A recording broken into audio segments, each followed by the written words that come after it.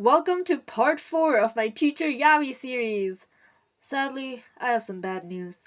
The original paper I wrote the fanfic in is lost.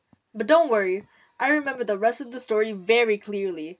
That means I won't be reading straight from the paper, but I'll just narrate what happens. So now, let's begin. Last time we left off, guy and girl were separated and R was supposed to go to therapy with NC. Okay, let's start. R walks into the counselor's office. She greets him with a smile and tells them that they have to wait for someone else. R is confused. Then M walks in. Okay, for this part, I remember exactly what to say, so I'm gonna go back to M's POV. I walk into the dark room and say good morning to NC. Then I hear a deeper voice greeting me. What the hell? When did her voice become so deep? She sounds like a man. I turned my head to see R sitting right there on my chair. I was furious. What the hell are you doing here? I demanded. Calm down. I'm just here for some therapy, R replied with a smirk. NC broke the tension. M, please, take a seat. This moron is sitting on my chair, M replied. You could always sit on my lap, R said with a flirtatious smirk on his face. My face turns red at the thought of me sitting on his lap. No, I said in a high-pitched voice. NC groans. There's an empty seat in the corner. I take the chair and sit next to R, but why do I feel a sense of disappointment because I wasn't able to sit on his lap? So, back to the narrator's POV. Okay, let's start this session, NC said. What can you say about each other? What is there to say? I hate this man with a burning passion, M said. And I feel the same way about M, R glared at him. This isn't going well, NC shook her head.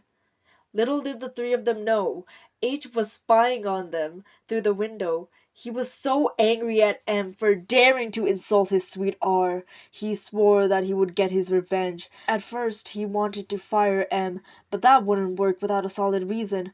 Back inside the counselor's room, the argument got so heated that R threw a punch at M's face.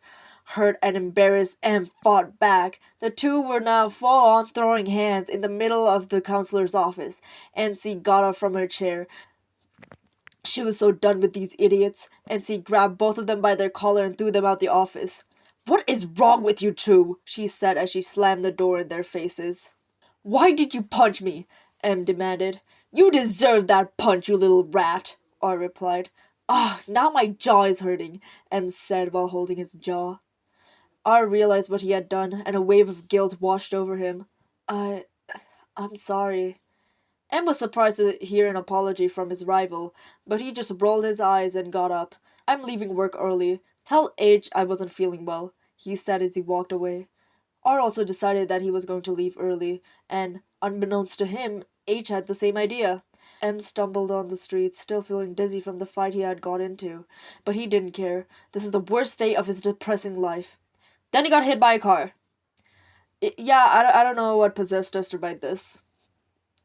The driver of the car was actually H, laughing like a maniac, and sped off before anyone could catch him. Thankfully, R was there to witness everything. He rushed over to M's body and carried him all the way to the hospital. R waited for hours until the doctors called him in to check up on M. He walked into the hospital room. Oh my God, M, I'm so glad you're alive, R exclaimed. What happened? You got hit by a car and I kinda saved you. M's heart skipped a beat. Thank you. Listen, I'm really sorry about punching you, so why don't we call off this rivalry and become friends? R reached out his hand for a handshake.